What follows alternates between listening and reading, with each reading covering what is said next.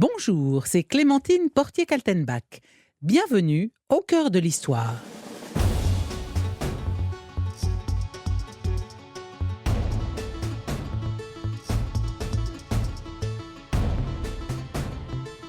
Vous connaissez bien sûr le roi Charles VII, celui que l'on surnommait le pauvre petit roi de Bourges, ce roi que Jeanne d'Arc fit sacrer à Reims le 17 juillet 1429, après qu'elle eut bouté les Anglois hors de France.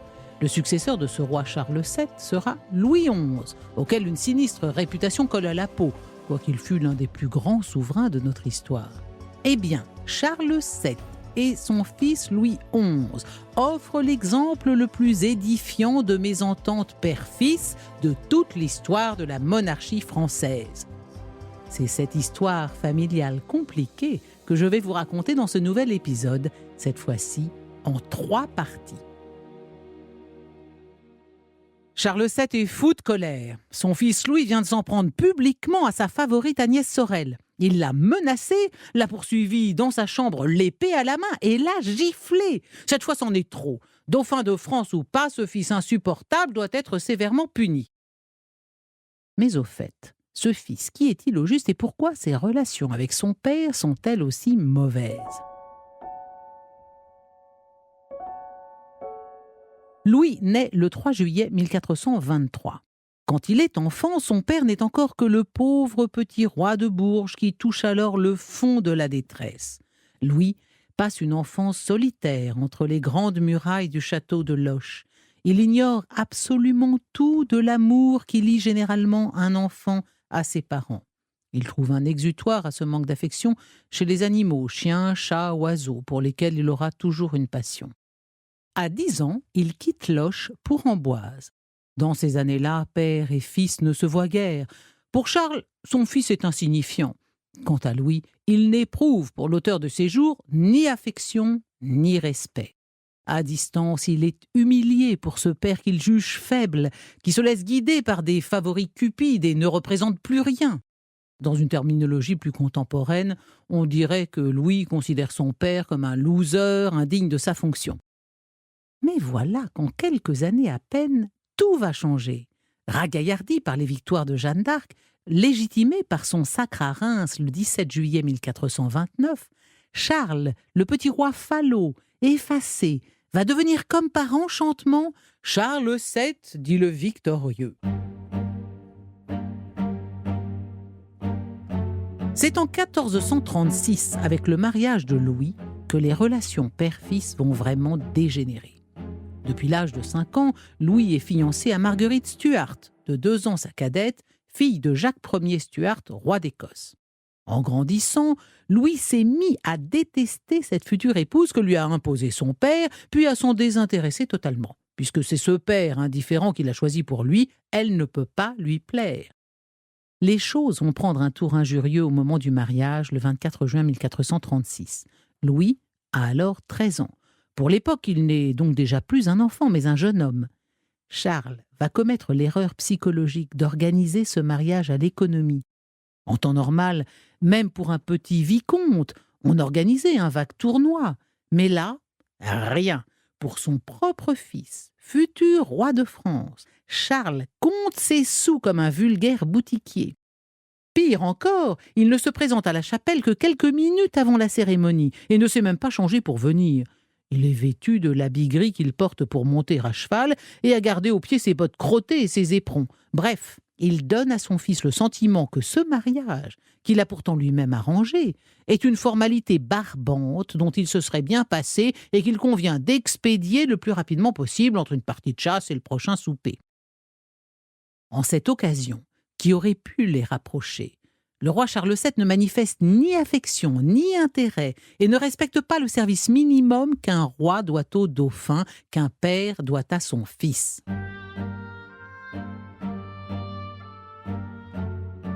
En vérité, Charles VII était envieux de ce fils trop volontaire, déjà plein de force et d'assurance. Et comme Louis, de son côté, n'était pas du genre à garder sa langue dans sa poche, il ne se priverait pas à l'avenir de dire ce qu'il pensait et d'afficher ouvertement le mépris que lui inspirait son père. Dans un premier temps, Le dauphin se comporte en fils obéissant. Peut-être même, à défaut d'affection, éprouve-t-il une certaine reconnaissance envers son père lorsque celui-ci lui confie en 1439 la mission d'aller mater les écorcheurs, ces troupes armées qui ravagent alors le Languedoc. Louis se rend compte rapidement que cette mission est en fait un cadeau empoisonné. Si son père lui a bien conféré le titre ronflant de lieutenant général pour le Languedoc, il ne lui a donné ni soldat, ni argent. Qu'à cela ne tienne, usant d'une volonté et d'une intelligence hors du commun, hérité non de son grand-père fou allié Charles VI, mais de sa brillante grand-mère Yolande d'Aragon, Louis va parvenir à convaincre les villes menacées de payer leur écho, comprenez, de payer leur dû dans la lutte contre les écorcheurs. Sa mission est donc une vraie réussite, dont la nouvelle se répand dans tout le royaume. Aussitôt, Charles VII prend ombrage de ce succès et ordonne à son fils de rentrer sur le champ à la cour.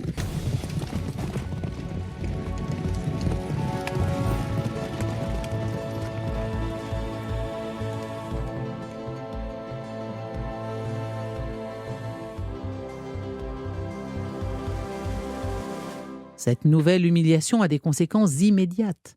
Louis va rejoindre sans hésiter la ligue factieuse constituée par des grands seigneurs. Hostiles à la réforme de l'armée engagée par Charles VII et inquiets de voir l'autorité royale se renforcer au détriment de la leur, ils proposent au dauphin de prendre la tête de la rébellion et de placer son père sous sa tutelle.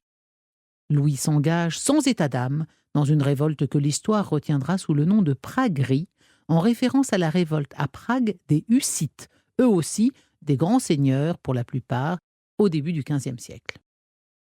Mais Charles mate cette conspiration sans difficulté, en isole, en écrase, puis en gracie les meneurs, et accorde privilèges et pensions à ceux des nobles qui ont fait preuve, même in extremis, de loyauté à son égard. Va-t-il punir son fils ? Oh, mollement, il se contente de le priver de ressources. D'abord, il démet tous ses serviteurs de leurs fonctions, à l'exception d'un cuisinier et d'un confesseur, puis, tandis qu'il ne lui verse plus un sou vaillant, il fait don de 2000 livres à sa belle-fille Marguerite, avec laquelle il s'entend à merveille pour qu'elle puisse s'acheter des fourrures et des étoffes. Louis enrage, lui qui en est réduit à emprunter de l'argent aux gens de sa maison. Entre père et fils, la crise va finalement éclater pour de bon, dont la fameuse Agnès Sorel sera l'élément déclencheur.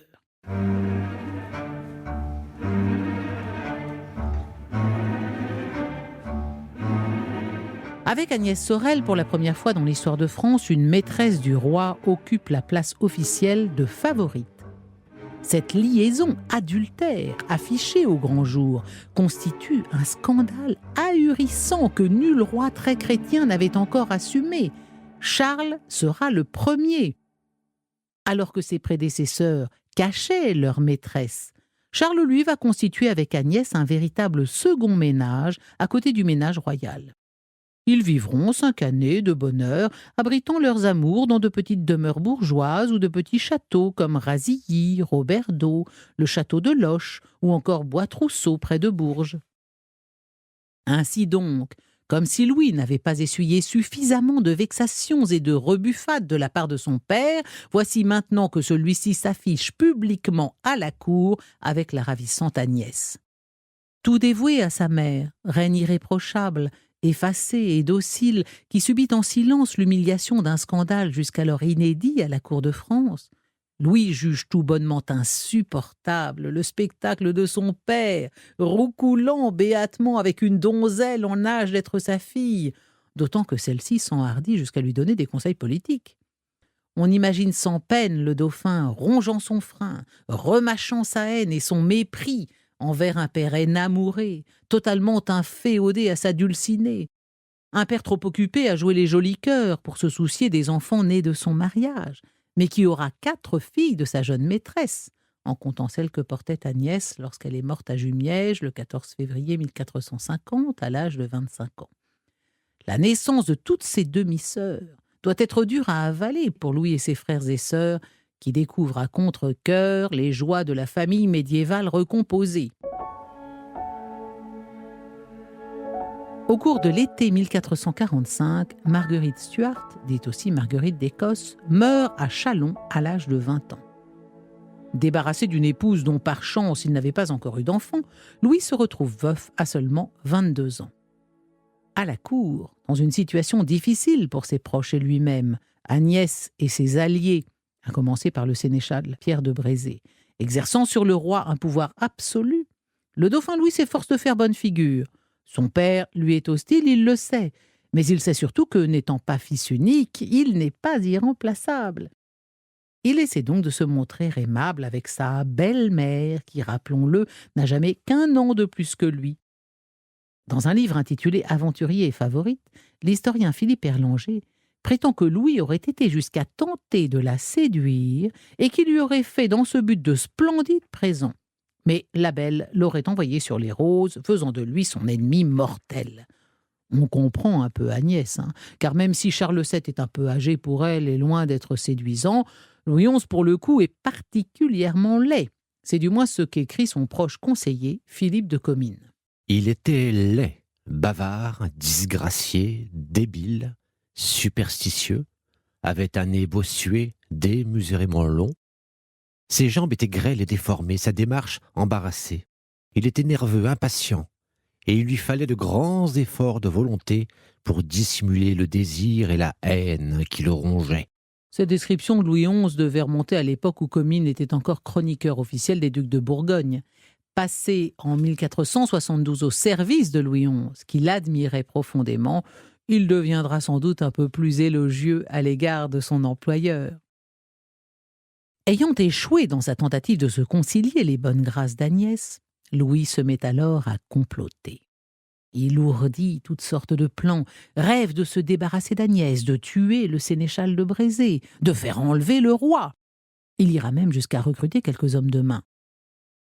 Ces mini-complots n'ont pas de suite, mais l'ambiance se tend façon tonton flingueur. Entre Charles et son père, l'abcès est mûr et ne va pas tarder à crever. Il existe différentes versions de l'incident qui entraîna le bannissement du dauphin. Pour les uns, Louis, ému aux larmes par sa mère, aurait insulté Agnès Sorel, puis se saisissant de son épée, l'aurait suivie jusque dans sa chambre, prêt à la pourfendre. Pour les autres, il l'aurait seulement souffleté, c'est-à-dire giflé en public. Quoi qu'il en soit, l'événement provoque un joli scandale à la cour. C'est après celui-ci que Louis s'en prend aux chevaux de son père. Il se rend dans les écuries de son papa et il coupe les queues de tous ses chevaux et déclare à qui veut l'entendre qu'il les a écourtés comme son père a été écourté par une donzelle. Puis il affirme qu'il préfère jeter son père la tête devant un puits plutôt que de rester à attendre la succession. Au moins, cela avait le mérite d'être clair.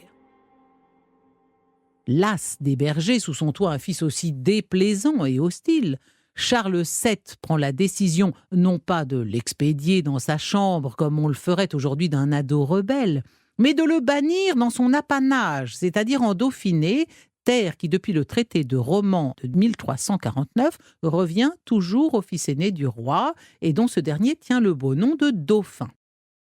Au départ, ce bannissement ne devait durer que 4 mois. Le 1er janvier 1447, Louis quitte donc précipitamment la cour, sans dire au revoir à personne, et prend la route du Dauphiné. Il est tête nue.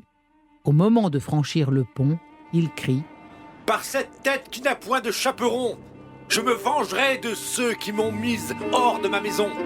Louis a 23 ans, et il part en réalité pour 14 années d'exil. Il ne reverra jamais son père. Charles, de son côté, sentira désormais peser sur lui le poids de l'impatience et de la haine filiale. Erlanger écrit à ce propos. Sans que la responsabilité du prince apparût clairement, attentats, trahisons, conspirations, mort subite, scandales ne cesseront d'empoisonner l'atmosphère de la cour. De la minute où il met le pied dans son petit état du Dauphiné, Louis va le diriger comme s'il s'agissait d'un vaste empire. À Grenoble, où il a pris ses quartiers, il crée une cour, un parlement, une université, élève même une armée. Bientôt, l'Europe entière sera informée des merveilles que le fils de France réalise en Dauphiné.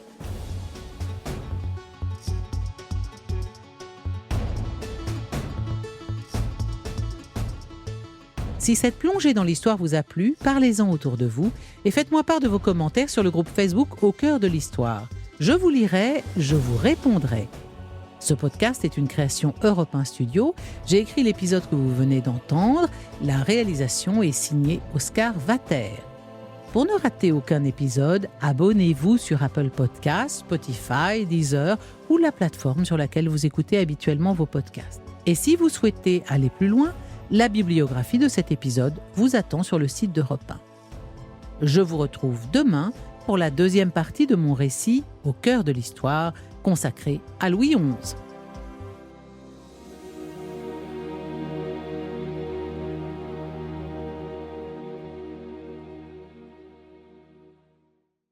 Bonjour, c'est Clémentine Portier-Kaltenbach. Bienvenue au cœur de l'histoire.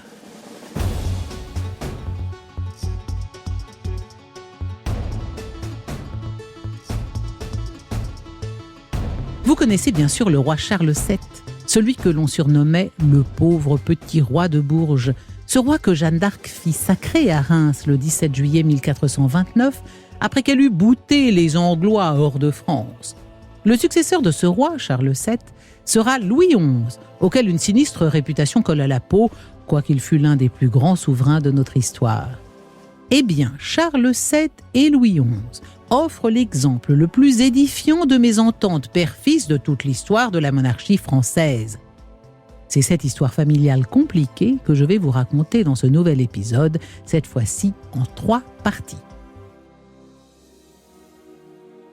Deuxième partie du Dauphiné à la Bourgogne. Dans son livre Aventurier et favorite, l'historien Philippe Erlanger écrit: L'histoire des 9 années passées en Dauphiné est un résumé de ce que sera le règne de Louis XI.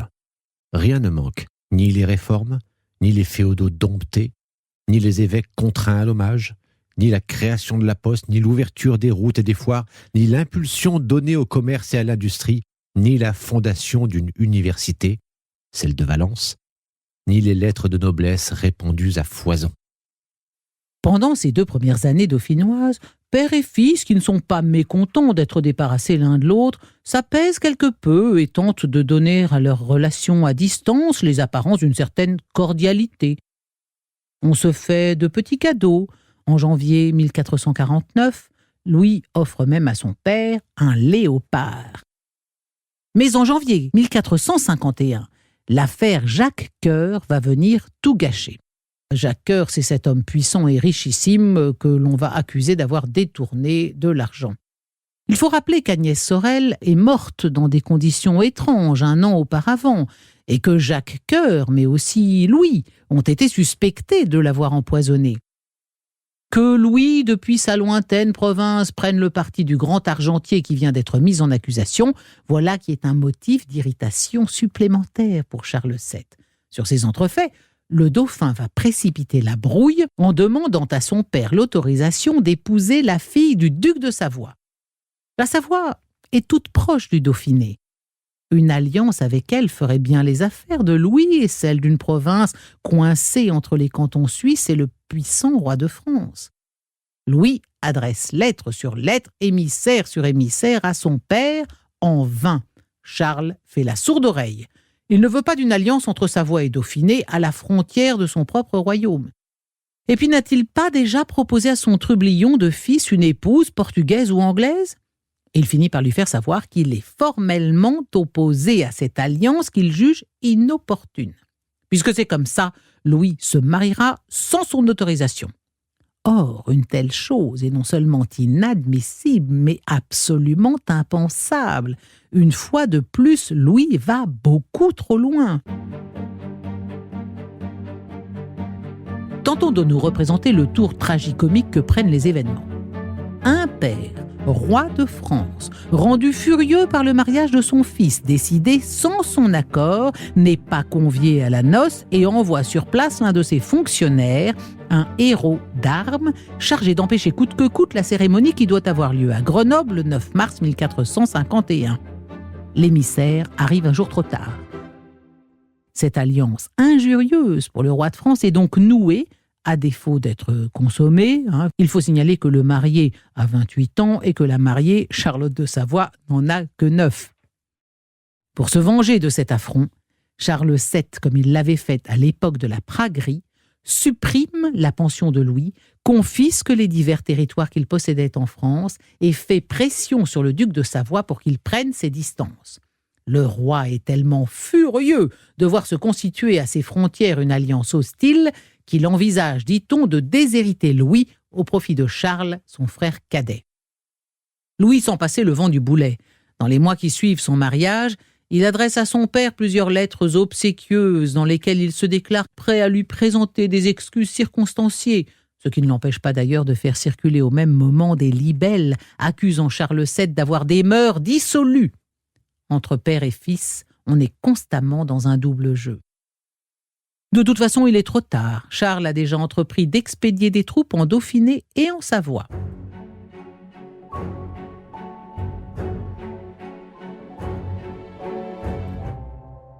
Le 27 octobre 1452, le duc de Savoie signe un traité par lequel il se met sous la protection du roi de France et se désolidarise de Louis. Décidément, voilà un jeune homme qui a vraiment du mal à établir des relations harmonieuses avec ses beaux-parents. Sous son impulsion, Grenoble est devenu un foyer d'intrigue et de sédition, le point de ralliement de tous les adversaires de Charles VII. Il n'est pas un ennemi juré de son père dont Louis ne se soit fait l'allié. Il est l'ami d'Armagnac, l'allié des ducs de Bretagne et de Bourgogne. Il s'acoquine contre son père au fameux Sforza de Milan, un homme qu'au contraire du sien, il aimera sincèrement comme un père. Charles VII réagit en publiant une proclamation par laquelle il désavoue publiquement les folles entreprises de son fils. Au cours des années 53 et 54, il contraint la Savoie et Milan à renoncer à tout contact avec Louis. En août 55, les grandes villes reçoivent une circulaire énumérant les 14 cas qui peuvent entraîner la déshérence d'un fils rebelle. La conduite de Louis mériterait 10 fois cette sanction. Au début de l'été 56, poussé par ses conseillers Dunois, Chabannes et Brézé, Charles se décide à écraser ce dangereux foyer d'agitation et de complot attisé par un fils aîné qui pourrait bien embraser le royaume tout entier. Il fait citer Louis sous l'accusation de rébellion, s'établit lui-même en Bourbonnais et envoie sur le Rhône une armée qui, après s'être emparée de Lyon, s'apprête à franchir la frontière du Dauphiné. Cette fois, papa se déplace en personne pour administrer une correction à son fiston. Louis ordonne une levée générale des hommes de 18 à 60 ans, mais il n'est pas de taille à lutter contre l'armée de son père. Soudain pris de panique, il court les sanctuaires, s'use les genoux à force de prier, adresse au roi d'humbles suppliques, mais cette fois Charles exige une soumission totale. Louis est mort de peur. Il est persuadé que s'il se fait prendre, son père le fera coudre dans un sac et jeter à l'eau. Alors il fuit, bride abattu, mais pas n'importe où. Il va chercher asile auprès d'un prince qui était l'homme que son père et les amis de son père haïssaient le plus dans l'univers entier. Cet homme, c'est Philippe le Bon, duc de Bourgogne, le plus riche des souverains de la chrétienté, qui lui attribue un château, Genappe, en Brabant, au risque de créer une crise diplomatique avec son suzerain, le roi de France. Entre-temps, Charles s'est emparé du Dauphiné, et ce faisant, comme un père confisquerait son jouet préféré à un fils turbulent, il prive Louis du royaume modeste mais exemplaire qu'il avait contribué à développer. Sur place, l'oiseau s'étant envolé, Chabannes n'aura qu'une noix creuse, le Dauphiné sans le dauphin. Même s'il a maintenant 33 ans, Louis n'est qu'un fugueur honteux et confus qui vient d'être corrigé par son papa. Le dauphin Louis, héritier en puissance de la couronne de France, est à présent réfugié chez le pire ennemi du roi de France. Peut-on imaginer situation familiale plus inextricable et plus désagréable ? Ainsi qu'il est en droit de le faire en tant que suzerain, Charles exige solennellement de Philippe le Bon qu'il livre le fugitif. En vrai faucheton, celui-ci refuse bien sûr, au nom du respect qu'il doit au fils de son roi, ce qui inspire à Charles cette considération désabusée mais prophétique. Mon cousin de Bourgogne nourrit là un renard qui mangera ses poules. Il voit juste. Louis, qui pour l'heure cherche à nuire à son père par tous les moyens, n'aura de cesse, une fois roi, de parvenir à annexer le prospère duché de Bourgogne, mordant ainsi sans état d'âme la main qu'il avait nourrie naguère. Mais pour l'heure, les troupes françaises se massent en Picardie, tandis que de son côté, le duc de Bourgogne bat le rappel de ses vassaux. Va-t-on se battre ? Louis n'attend que cela, bien sûr. Mais en fin de compte, chaque camp aurait bien trop à perdre dans un tel affrontement. Un statu quo s'établit, aux grandes dames du dauphin qui rêvait de voir les troupes de son père se faire ratatiner. Il se délectait à un travail de rongeur qui sapait à la fois sa maison et celle où il avait reçu asile. Laissons Louis livré à l'impécuniosité et à l'ennui de ses mornes années d'exil, rançon de sa trahison. Tapi dans son château bourguignon, il attend patiemment son heure. Et son heure finit par arriver. Début juillet 1461, une dent mal arrachée cause à Charles un grave abcès qui va rapidement dégénérer en mastoïdite, une complication de l'otite sous forme d'infection purulente. La mâchoire à moitié paralysée, la gorge obstruée par le pus, le malheureux roi souffre mort et passion.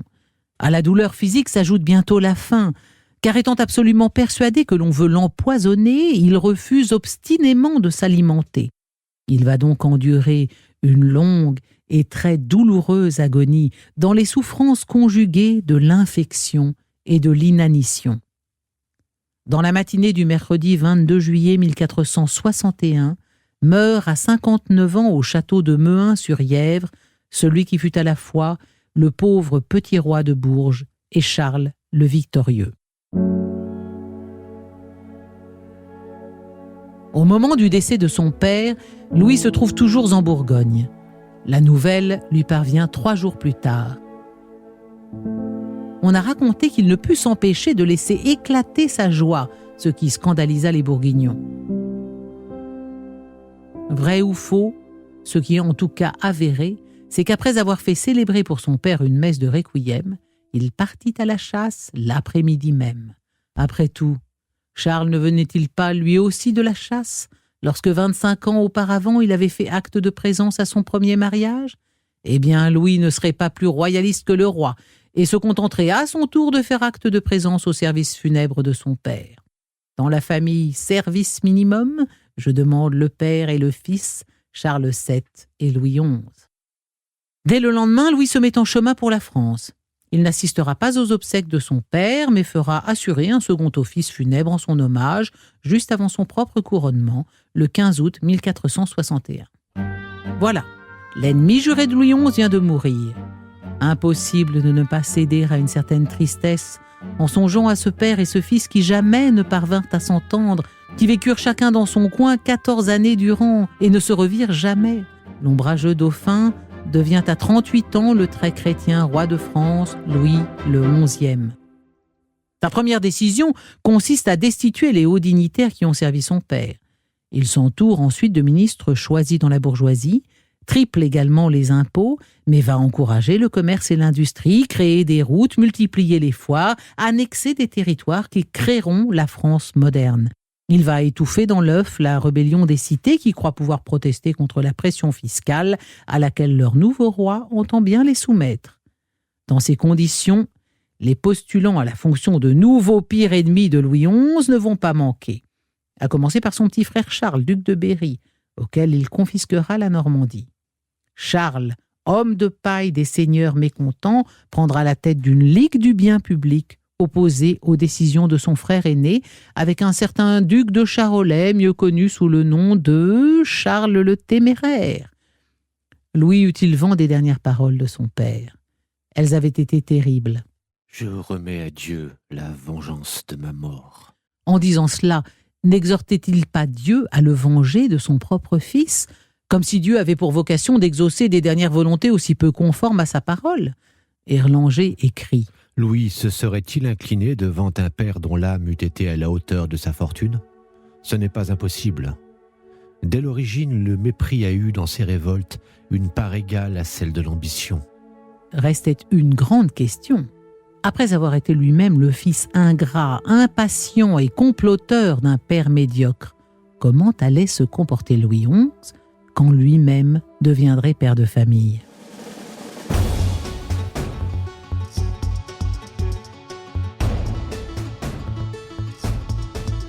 Si cette plongée dans l'histoire vous a plu, parlez-en autour de vous et faites-moi part de vos commentaires sur le groupe Facebook Au cœur de l'histoire. Je vous lirai et je vous répondrai. Ce podcast est une création Europe 1 Studio. J'ai écrit l'épisode que vous venez d'entendre et la réalisation est signée Oscar Vater. Pour ne rater aucun épisode, abonnez-vous sur Apple Podcasts, Spotify, Deezer ou la plateforme sur laquelle vous écoutez habituellement vos podcasts. Et si vous souhaitez aller plus loin, la bibliographie de cet épisode vous attend sur le site d'Europe 1. Quant à moi, je vous retrouve demain pour la 3e partie de mon récit Au cœur de l'histoire, consacré à Louis XI.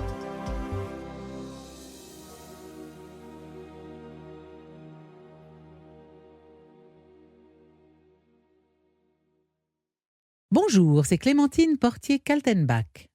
Bienvenue au cœur de l'histoire.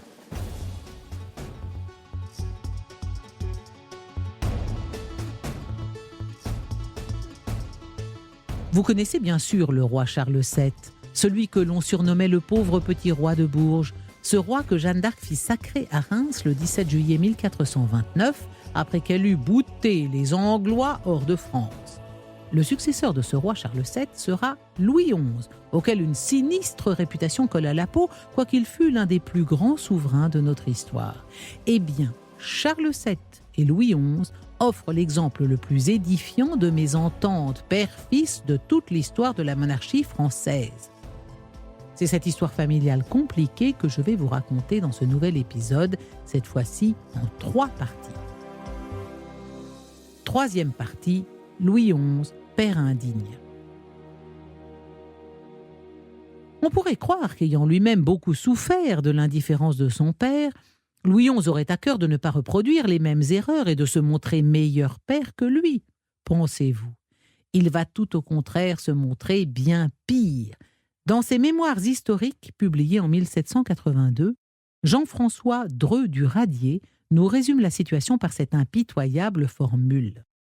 Mauvais fils, mauvais père, mauvais frère, mauvais sujet, mauvais roi, ennemi dangereux, mauvais allié, Louis XI fut aussi un mauvais mari. Un tableau accablant qu'il convient toutefois d'adoucir en précisant qu'au XVIIIe siècle, Louis XI, considéré de nos jours comme l'un de nos plus grands rois, était par excellence le souverain qu'il convenait de stigmatiser en réduisant notamment son action politique à l'utilisation des fameuses fillettes, ces cages où, selon la légende, il laissait pourrir ses ennemis. La réputation de cruauté de Louis XI est telle qu'une légende noire plane sur tous ses faits et gestes. Le 7 janvier 1477, Jacques d'Armagnac, duc de Nemours, est condamné à mort Pour faction, conspiration, machination, grands et énormes crimes, délits et maléfices par lui commis et perpétrés contre le roi. La sentence est exécutée le jour même dans le grenier de la Halle à Poissons. Revu et corrigé par le temps, l'événement sera raconté bien différemment. Louis XI aurait fait élever un échafaud sous lequel on aurait placé les enfants du duc, revêtus de chemises blanches afin qu'ils soient maculés du sang de leur propre père, après quoi on les aurait enfermés dans d'étroits cachots biseautés afin qu'ils ne puissent s'y tenir ni debout ni couchés. 2 fois par semaine, ils auraient été battus et tous les 3 mois, on leur aurait arraché une dent. 6 ans après l'exécution de leur père, ils se trouveraient encore à la Bastille. Mais de toutes ces atrocités, il n'existe aucune trace écrite. Elles sont donc probablement fausses et inutiles, car point n'est besoin d'aggraver le tableau pour reconnaître que Louis XI est capable d'une cruauté révoltante envers ceux qui y ont mis sa vie en danger. Point n'est besoin non plus d'évoquer les fils du duc de Nemours pour savoir que Louis XI n'a pas vraiment le sens de la famille. Il est vrai que le roi est constamment en déplacement et sans cesse accaparé par des affaires en cours, ce qui ne lui laisse guère le temps pour sa vie de famille. Mais ni sa femme ni ses enfants ne l'intéressent. Il perd ses 2 premiers-nés, 2 garçons, et se montre ensuite furieux d'avoir 2 filles d'affilée, Anne en 1461 et Jeanne en 1464. Il en est même tellement déçu qu'il fait interdire les réjouissances habituellement organisées à la cour pour saluer la naissance d'un enfant royal. Sa fille Jeanne est élevée dans un lointain manoir. Elle est bossue, boiteuse et souffre de la petite vérole. Mais comment Louis pourrait-il le savoir, lui qui ne demande jamais de ses nouvelles? Le jour où la châtelaine de Lignières la lui présente, Jeanne a 7 ans et son père ne l'a pas vue depuis son baptême. Évidemment, pour Louis, c'est la surprise du chef. Dès qu'il la vit, ce père dénaturé s'écria « Je ne l'aurais jamais cru si laide !» Et quand elle se jeta dans ses bras, il la repoussa brutalement. Il acceptera toutefois que la petite Jeanne demeure à la cour, car elle a de nombreux dons artistiques et d'indéniables qualités de cœur qui la font apprécier de tous. Enfin, le 30 juin 1470, Charlotte accouche d'un fils, son 5e enfant. Cette fois, Louis XI quitte son air sinistre habituel et ordonne des cérémonies d'action de grâce et des réjouissances dans tout le royaume. Comment va-t-il se comporter? Va-t-il bichonner son héritier? Demander à ce que lui soit dispensée une éducation perlée? Que nenni, nous dit Yvan Gobry, auteur d'une biographie du futur Charles VIII. Après avoir tremblé pour sa succession, maintenant qu'il tenait le successeur, il retournait à sa vie quotidienne d'isolement et de méfiance. Il avait cloîtré sa femme et il cloîtra son fils unique. Louis XI assigne en effet son fils à résidence au château d'Amboise, avec interdiction absolue de quitter les lieux. Il se passe ici un phénomène de transfert absolument fascinant sur le plan psychologique. Alors que le futur Charles VIII n'est encore qu'un tout jeune enfant, Louis XI l'imagine déjà en train de se comporter envers lui comme lui-même le fit naguère envers son père. À ses yeux, cet enfant, c'est sûr, le déteste déjà. Attribuant a priori à son fils les dispositions d'esprit et de cœur que lui-même avait nourries envers son propre père, il l'imagine déjà complotant contre lui et mijotant de l'assassiner. Pour neutraliser la menace potentielle que représente ce fils, il commence par le priver de précepteur. Louis n'agirait pas autrement s'il voulait délibérément faire de son fils un crétin des Alpes doublé d'un ignorant. Le dauphin est donc confié à la garde exclusive de sa mère et de ses gouvernantes, et l'on va jusqu'à ordonner à la garde de ne le laisser rapprocher par aucun homme. Avec ça, interdiction absolue de parler de lui à la cour. C'est comme s'il n'existait pas, comme s'il n'était jamais né. Après avoir été tant espéré, ce garçon est nié, ignoré, à tel point qu'il se dira sous cape que sa naissance est un mythe, une fable, que Louis XI fait courir pour juguler l'ambition des seigneurs qu'il soupçonne d'en vouloir à son trône et à sa vie. Il est vrai qu'en matière de haine et de convoitise, lui-même sait de quoi il parle.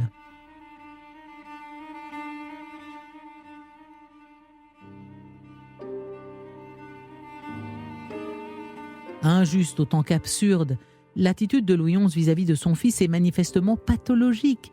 Certes, son propre père ne s'était pas beaucoup occupé de lui lorsqu'il était enfant, mais tout au moins lui avait-il affecté les meilleurs précepteurs possibles, et c'est Jean Gerson en personne, alors chancelier de l'université de Paris, qui fut chargé d'établir son programme d'études. Par ailleurs, Louis était libre d'aller et venir dans le château de Loches comme bon lui semblait. Il pouvait chasser, faire des promenades à cheval, apprendre le maniement des armes, indispensable à un futur chef de guerre, se procurer des livres. Rien de tout cela ne sera autorisé à Charles, qui sera cantonné dans ses quartiers comme un prisonnier d'État. Si le jeune prince ne reçoit aucun enseignement, sa mère dispose tout de même de quelques romans qui vont nourrir son imagination et développer cet esprit romanesque qui le conduira en Italie sur les traces des héros dont il aura entendu les exploits entre les 4 murs de sa prison. À 12 ans, alors que le dauphin est toujours illettré, Louis XI s'avise enfin de lui faire enseigner les premiers rudiments de lecture. La raison de ce brusque revirement? À 57 ans, nous sommes en 1480, il vient de faire une crise d'apoplexie qui aurait pu lui coûter la vie et lui a fait réaliser qu'il était peut-être temps de s'intéresser à ce fils inconnu qui lui succédera. Louis se déplace alors en personne à Amboise pour porter à son fils un exemplaire des grandes chroniques de France, afin qu'il commence à connaître un peu l'histoire du royaume qu'il est appelé à diriger. Mieux vaut tard que jamais. Pour Yvan Gobry, Louis XI se souvient enfin, au seuil de la mort, qu'il est père et qu'il a un fils et héritier confiné à 6 lieues de lui.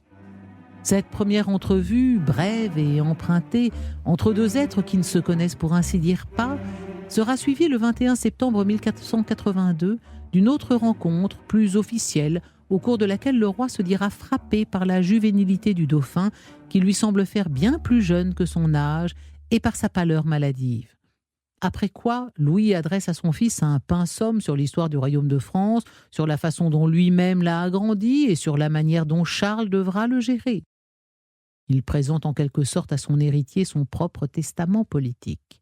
Puis, Louis demande avec insistance à Charles de conserver auprès de lui tous ses conseillers.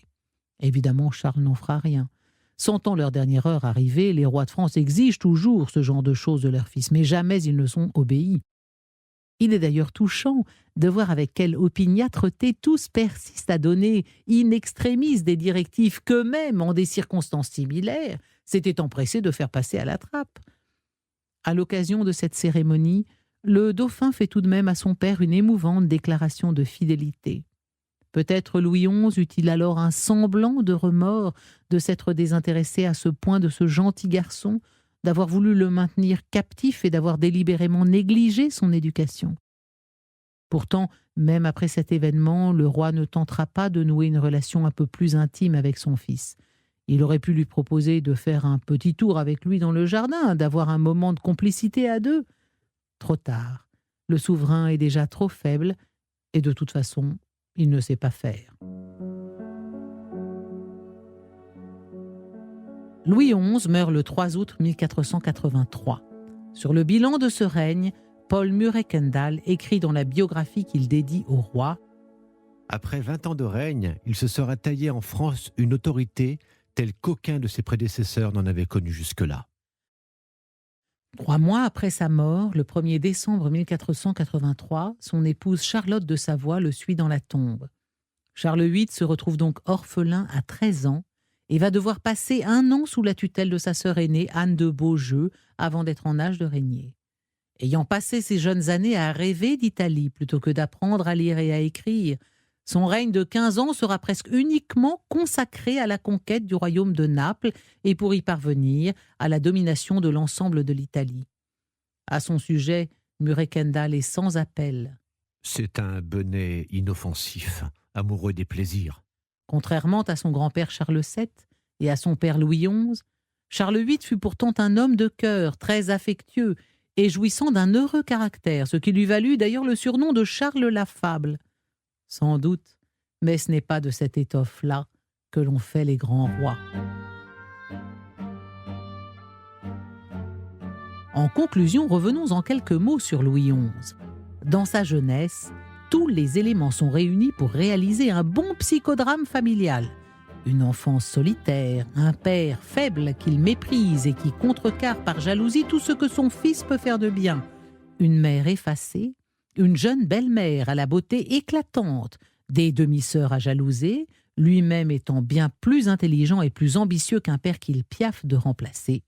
C'est plus fort que lui. Louis ne peut pas se contenter de la seconde place. Ou bien il dirige, ou bien il complote et il nuit. Avant de quitter l'universelle aragne, comprenez l'araignée, car Louis XI était comparé par ses adversaires à une araignée qui tisse sa toile, une ultime anecdote attestera assez bien de la complexité du personnage. Ainsi que nous l'avons déjà évoqué, il y eut bien un homme que Louis aima comme un père, le duc de Milan, Francesco Sforza, l'un des hommes les plus brillants et les plus puissants d'Italie. Né en 1401, Charles VII est né, lui, en 1403, il était donc en âge d'être le père de Louis. Il fut pour lui un véritable substitut de père, une autorité que Louis respecta, admira et aima. Quand on lui apprit la nouvelle de sa mort, le 8 mars 1466, Louis fut si triste qu'il fit raser le coin de forêt où lui-même se trouvait quand il avait appris cette disparition. Mais 4 ans plus tard, lorsque la reine Charlotte accouche d'un fils, Louis va-t-il le prénommer François en hommage au grand seigneur italien qu'il aimait comme un père ? Ce serait mal connaître ce grand roi si étrange. Placé devant le choix si important d'un prénom pour le fils qui lui succédera sur le trône de France, un nom, un seul, s'impose à lui. Et ce nom, bien sûr, c'est Charles.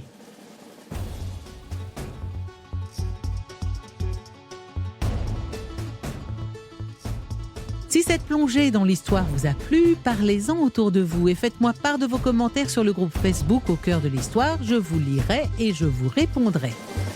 Ce podcast est une création Europe 1 Studio. J'ai écrit l'épisode que vous venez d'entendre. La réalisation est signée Oscar Vater. Pour ne rater aucun épisode, abonnez-vous sur Apple Podcasts, Spotify, Deezer ou la plateforme sur laquelle vous écoutez habituellement vos podcasts. Et si vous souhaitez aller plus loin, la bibliographie de cet épisode vous attend sur le site d'Europe 1. Quant à moi, je vous retrouve bientôt pour un nouveau récit au cœur de l'histoire.